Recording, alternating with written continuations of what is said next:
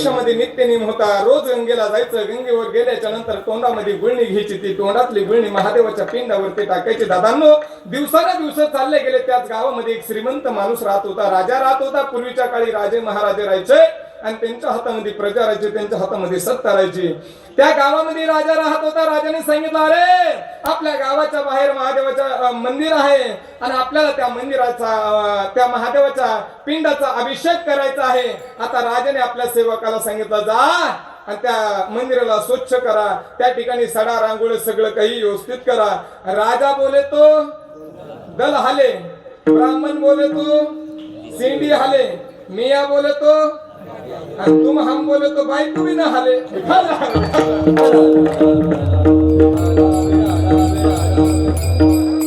राजा बोलल्याच्या नंतर काय त्या ठिकाणी अहो एवढ्या थाटामाटामध्ये पूजा चालू झाली. राजांनी अभिषेक चालू केला, पण राजाने अभिषेक चालू केल्याच्या नंतर आकाश मार्गातून महादेव आणि पार्वती चालले होते, निघाले होते.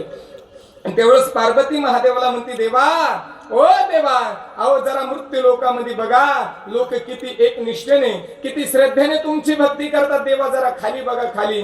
देव म्हणला, अगं पार्वती, हे सगळे दिखाव भक्त आहे, यामध्ये खरा एकच भक्त आहे. त्यावेळेस पार्वती म्हणते, देवा तुम्हाला तर काही कळतच नाही. केव्हापासून नाही, तेव्हापासून तुम्हाला तर काही कळतच नाही. ते म्हणणार तालुक्याचा आमदार आहे मी, पण ती घरी आल्याच्या नंतर म्हणते तुम्हाला काही कळतच नाही. त्यावेळेस म्हणे, तुला बघायचं का यामध्ये किती भक्त खरे आहे? हो म्हणे, मला बघायचं. त्यावेळेस महादेव भगवंताने विष्णू भगवंताकडे चक्र मागितलं, विष्णूकडे म्हणजे माझ्याकडनं या, हा ते भगवंताकडे चक्र मागितलं आणि चक्रीवादळ चालू झालं.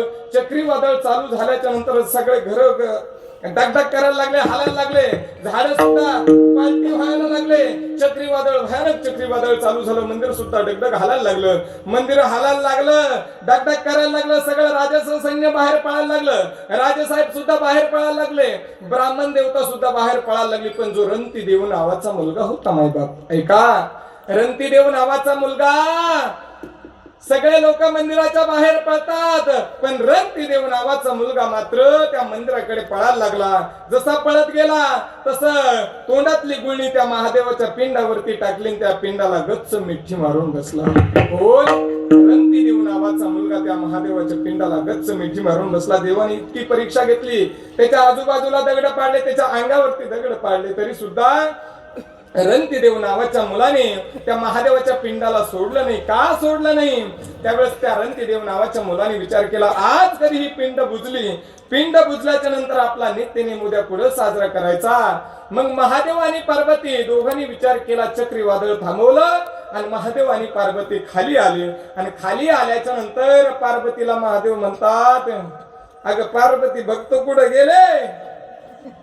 ती म्हणे, देवा तुम्हाला सगळं काही कळतं, आम्ही काय आमचं बाया माणसाचं बोलायचंच काम असतं, आम्ही बोलतच असतो म्हणे, आम्हाला देवाने बोला करतात पाठवलं, आम्ही बाया माणसं आहे म्हणे, बोलतच असतो. त्यावेळेस महादेव आणि पार्वती दोघही आले आणि रणतीदेव नावाच्या मुलाला साक्षात दर्शन दिलं आणि त्याचा उद्धार केला.